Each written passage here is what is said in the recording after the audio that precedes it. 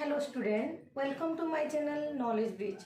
Student, हम यहाँ पे वैलिडिटी स्टेटमेंट डिस्कस करेंगे। तो स्टूडेंट, पहले हम मैथमेटिकल रीजनिंग का सारे जो हमारा कॉन्सेप्ट था सब कंप्लीट हो चुका है। थोड़ा सा एक्जियम को यहाँ पे हमें ध्यान देना पड़ेगा। जो conjunction, disjunction, implication, double implication हमारा था, उसका एक्जियम सबको यहाँ पे अप्लाई करना पड़ेगा। तो स्टेटमेंट वैलिड कब होता है और नॉट वैलिड कब होता है। तो जब स्टेटमेंट ट्रू होता है तो हम बोलते हैं द स्टेटमेंट इज वैलिड। तो जितना हम कंपाउंड पढ़े थे, जो 4 टाइप का कंपाउंड पढ़े थे, क्या क्या कंपाउंड पढ़े थे? Conjunction, disjunction, implication and double implication.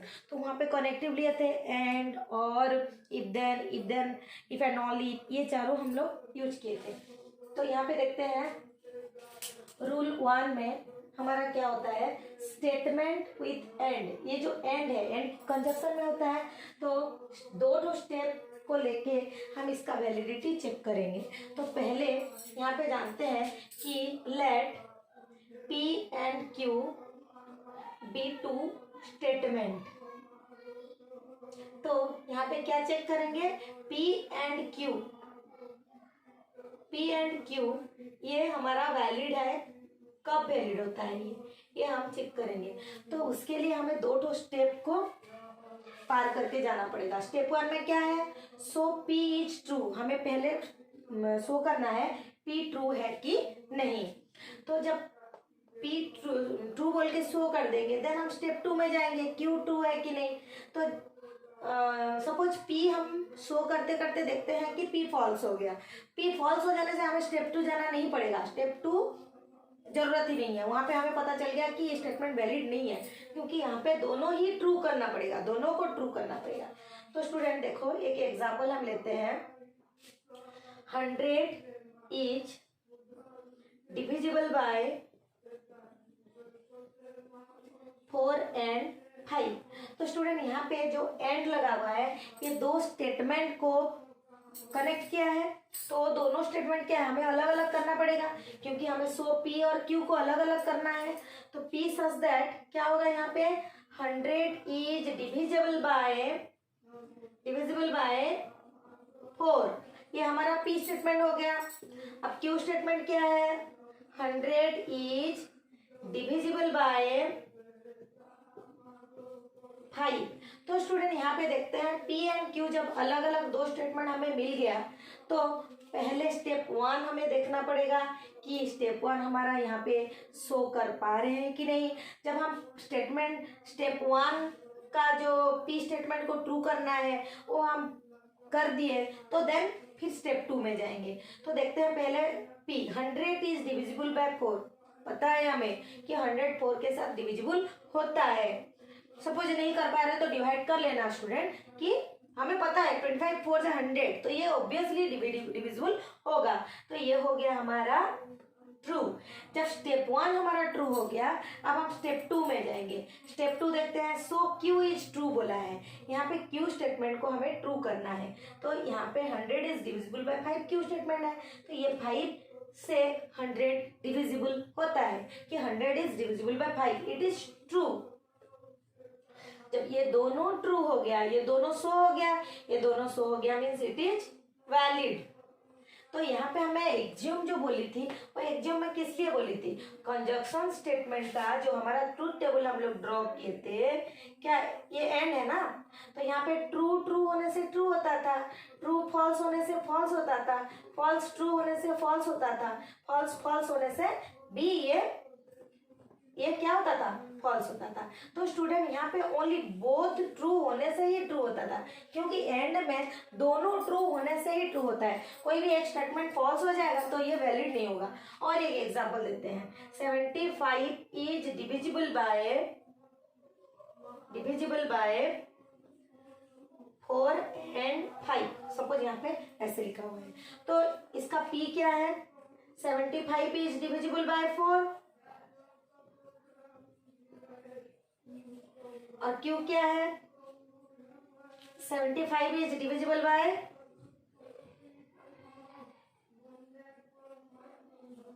5। तो स्टूडेंट, यहाँ पे देखो, इस 75 इज डिविजिबल बाय 4, ये तो फॉल्स है, हमें पता चल गया। ये जब फॉल्स हो गया, स्टेप 1 हमारा नहीं सेटिस्फाई किया, हम शो नहीं कर पाए ये ट्रू है बोल के, तो स्टेप 2 हमें जाना नहीं पड़ेगा और कुछ करने का जरूरत ही नहीं है। यहाँ पे डायरेक्ट लिख देंगे ये नॉट वैलिड, ये वैलिड नहीं है, ये फॉल्स है। ओके, तो यहाँ से हमें पता चल गया कि एंड स्टेटमेंट कैसे वैलिड होता है। ओके, तो स्टूडेंट अभी रूल 2 में देखते हैं स्टेटमेंट विथ और। तो स्टूडेंट आपको लिखना है तो इसको पॉज करो। और तो स्टूडेंट यहाँ पे देखते हैं रूल 2 में हमारा है स्टेटमेंट विथ और कनेक्टिव लेके हम यहाँ पे देखते हैं स्टेटमेंट वैलिड होता है कि नहीं। तो उसके लिए वहाँ पे जैसे 2 स्टेप में करते थे, यहाँ पे 2 स्टेप नहीं, यहाँ पे अलग अलग 2 केस में हम लोग इसको वैलिड चेक करेंगे। तो पहले केस 1 में क्या करेंगे, हम एज्यूम करेंगे, assume P is false, sorry true, assume P is true. हम P को एज्यूम करेंगे ट्रू एंड शो करेंगे Q इज फॉल्स। ठीक है, और केस 2 में हम एज्यूम करेंगे Q is true and P is false। तो दो केस लेके हमें इसको डिस्कस करना पड़ेगा। तो स्टूडेंट हमें यहाँ पे देखते हैं, नहीं हम यहाँ पे P को फॉल्स एज्यूम करेंगे और Q को ट्रू प्रूव करेंगे। ठीक है, एंड Q को फॉल्स एज्यूम करेंगे और P को ट्रू प्रूव करेंगे। सेम ही बात है, कोई अलग नहीं है, क्योंकि हमारा ये जो और केस में क्या होता है, P एक भी स्टेटमेंट हमारा, यहाँ पे देखो एग्जाम को मैं पहले बताती हूँ। यहाँ पे क्या था, P और Q और P और Q और Q, ये वाला स्टेटमेंट में ये दोनों ट्रू होने से तो ये ट्रू हो जाता है। यहाँ पे कोई एक भी स्टेटमेंट ट्रू हो रहा है ना, तो ये ट्रू होता है। जब ये दोनों फॉल्स होगा तो ये नॉट वैलिड होगा। तो यहाँ पे हम एज्यूम करें ये फॉल्स है ये ट्रू है, और यहाँ पे एज्यूम करें ये फॉल्स है ये ट्रू है। ये हमारा केस 1 है और ये हमारा केस 2 है। ठीक है, तो हम ये दोनों केस को एज्यूम करके देखते हैं। तो स्टूडेंट इसको हम लोग एग्जाम्पल लेके सॉल्व करके देखते हैं। तो एग्जाम्पल में सपोज मैं बोलूंगी कि 150 is multiple of 15 और 13। 150 is multiple of 15 और 13। तो यहाँ पे P such that और Q such that दो स्टेटमेंट हम देखेंगे। 150 is multiple of 15, 150 is multiple of 13। तो स्टूडेंट पहला केस हम देखते हैं, हमें एज्यूम करते हैं P फॉल्स है बोल के और Q ट्रू है बोल के। तो यहाँ पे तो हम एज्यूम नहीं कर सकते हैं कि 150 इज मल्टीपुल ऑफ 15, ये ट्रू है, ये ट्रू है। मतलब हमें कोई भी केस देखने का हमारा सेकंड केस को जाना पड़ेगा। 150 इज मल्टीपुल ऑफ 13, ये फॉल्स है क्योंकि ये मल्टीपुल नहीं है 13 का 150। तो ये जो फॉल्स हो गया, एज्यूम हम किए Q को फॉल्स बोल के, और यहाँ पे एक ट्रू, यहाँ पे कोई एक ट्रू है कोई एक फॉल्स हो गया, तो हम बोलेंगे इट इज वैलिड। तो जब दोनों फॉल्स हमें मिलेगा तो हम बोलेंगे it is not valid. Okay, समझ में आया कि दोनों ही ट्रू हो रहा है। सपोज यहाँ पे 15 और यहाँ पे 5 होता, तो सपोज इसको हम लोग 5 लिखते हैं, तो ये दोनों ही ट्रू है, तो ये तो ऑब्वियसली वैलिड है ना, यहाँ पे इनवैलिड का कोई चांस ही नहीं है। तो ये दोनों को एज्यूम, ये दोनों केस को लेके हम लोग यहाँ पे चेक कर सकते हैं कि और स्टेटमेंट वैलिड है कब और इनवैलिड है कब। ठीक है, तो उसके बाद रूल 3 में हम लोग जाएंगे। तो देखते हैं रूल 3। तो स्टूडेंट यहाँ पे देखते हैं rule 3, statement with if dot dot dot dot then P implies Q। तो इसको 3 मेथड में हम लोग सॉल्व करते हैं, direct method, contrapositive method and contradiction method. तो पहले हम डायरेक्ट मेथड को स्टडी करते हैं। डायरेक्ट मेथड में क्या होता है, हम p को एज्यूम करेंगे ट्रू और q को ट्रू बोल के प्रूव करेंगे। यहाँ पे हमें पता है कि p इम्प्लाइज q में फर्स्ट स्टेटमेंट ट्रू और सेकंड स्टेटमेंट फॉल्स हो जाता है तो ये इनवैलिड हो जाता है, अदरवाइज सब ट्रू हो जाता है। तो यहाँ पे हम वही उसी को मैंने हमारे नज़र में रख के इसी को किस हिसाब से सॉल्व करेंगे, इसको ध्यान दे के हम ये एज्यूमिंग किए हैं। Assume p is true and prove q is true. पहले हम p को एज्यूम करेंगे ट्रू बोल के और q को हम ट्रू बोल के प्रूव कर देंगे। तो जब प्रूव हो जाएगा तो इट इज वैलिड। तो देखते हैं कि एग्जाम्पल दिया हुआ है यहाँ पे, x is real number such that x³ + 4x = 0 then x equal to 0। तो स्टूडेंट हमारा ये p स्टेटमेंट क्या है, x इज रियल नंबर, मैं यहाँ पे सच दैट को st लिख रही हूँ, x³ + 4x = 0। ये हमारा p स्टेटमेंट है। और q स्टेटमेंट क्या है, x = 0। तो पहले हमें एज्यूम करना पड़ेगा ये ट्रू है बोल के। तो हम यहाँ पे क्या करेंगे, assume p is true. p is true मतलब हम इसको लेंगे x³ + 4x = 0 और यहाँ से हमें प्रूव करना है x = 0 आ रहा है कि नहीं। तो इम्प्लाइज दैट x कॉमन लेंगे तो यहाँ पे x² + 4 आएगा equal to 0। This implies that हम इस पार्ट को सपोज इस साइड में ले रहे हैं तो ये 0 हो जा रहा है। तो अभी देखते हैं x = 0। तो यहाँ पे हमें मिल गया x = 0। तो ये अभी ट्रू हो गया। तो ये ट्रू एज्यूम किए थे और ये ट्रू प्रूफ हो गया। जब ये प्रूव हो गया दैट मीन्स ये वैलिड हो गया, दिस स्टेटमेंट इज वैलिड, ये वैलिड हो गया। ओके तो यहाँ पे क्या बोला है, हमें p को एज्यूम करना है ट्रू बोल के और q को ट्रू बोल के प्रूव करना है। तो हम यहाँ पे एज्यूम कर लिए p को, यहाँ पे देखो एज्यूम किया है ना कि ये ट्रू है बोल के, तब इसको सॉल्व किए हैं तो x = 0 ट्रू आ गया। तो ये है हमारा डायरेक्ट मेथड। उसके बाद हम डिस्कस करेंगे कॉन्ट्रापोजिटिव मेथड। तो स्टूडेंट इसको पॉज करो, लिखो। तो स्टूडेंट यहाँ पे सेकेंड मेथड है हमारा मेथड ऑफ कॉन्ट्रापोजिटिव। तो कॉन्ट्रापोजिटिव हमें पता है कंडीशनल p इम्प्लाइज q का कॉन्ट्रापोजिटिव होता है negation of q implies negation of p।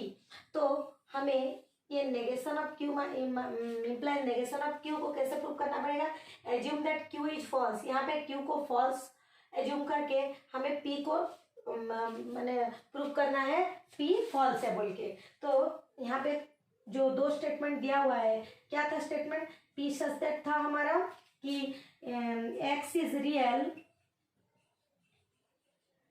Such that x³ + 4x = 0 ये था और q स्टेटमेंट था x = 0।